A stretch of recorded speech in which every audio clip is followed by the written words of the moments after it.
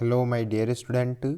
आज जो वीडियो मैं आपके लिए लेकर आया हूँ, ये वीडियो महाकवि कालिदास का जो संस्कृत भाषा का जो निबंध है वह निबंध मैं आपके लिए लेकर आया हूँ। ये निबंध आपकी 9th से लगाकर तो 12th तक की सभी कक्षाओं के लिए कालिदास जी का निबंध बहुत ही ज़्यादा महत्वपूर्ण और इम्पोर्टेंट माना गया है।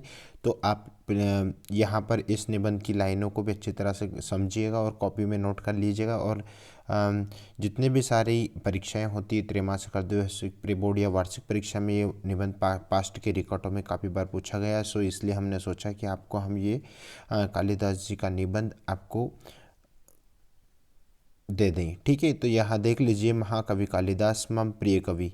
तो महाकवि कालिदास मम प्रिय कवि अस्ति। महाकवि कालिदास जो है वो मेरे प्रिय कवि है। सः संस्कृत भाषाया श्रेष्ठतम कवि अस्ति।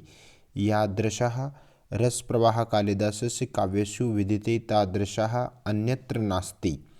सः कवि कुल गुरु कुल शिरोमणि अस्ति। कालिदासेन त्रिनाटकानि। भाई कालिदास ने कितने नाटक लिखी है? 3 नाटकें लिखी है ना। और ये कवि कुल शिरोमणि भी थे।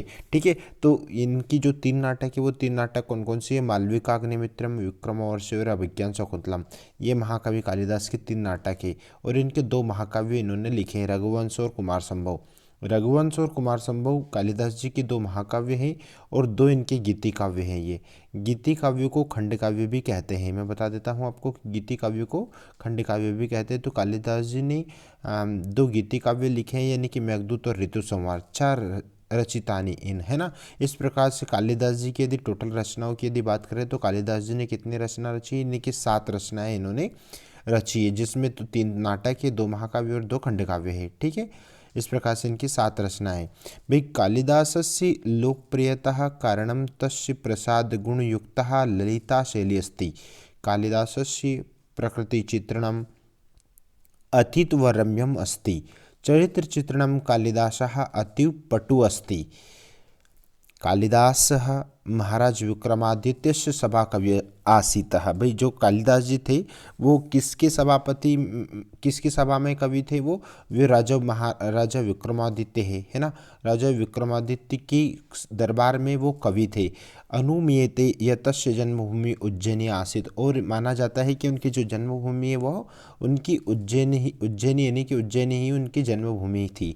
मेघदूते है उज्जैनिया भव्य वर्णनम विद्यते। और जो उनका जो एक जो रचना है मेघदूत जो रचना है उसमें उज्जैनी का उन्होंने बहुत ही अच्छी तरह से भव्य वर्णन किया है। कालिदासस्य कृतिषु कृत्रिमतया अभाव अस्ति। कालिदासस्य उपमा प्रयोगा पूर्व अतः साधुच्यते उपमा कालिदासस्य। तो इस प्रकार से जो कालिदास जी का जो जीवन चरित्र रहा है वो उज्जैनी के आसपास ही उनका जीवन चरित्र या उज्जैनी का रहा है।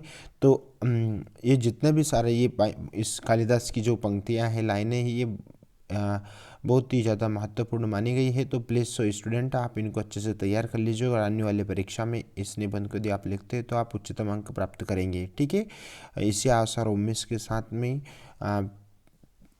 प्लीज़ यदि आप चैनल पर नए हैं तो चैनल को सब्सक्राइब करा, लाइक कीजिएगा, दोस्तों मित्रों में शेयर कीजिएगा, ताकि हम आप तक इसी प्रकार के रोमांचक वीडियो आप तक पहुंचा सकें। थैंक यू सो मच, अपना ध्यान रखें।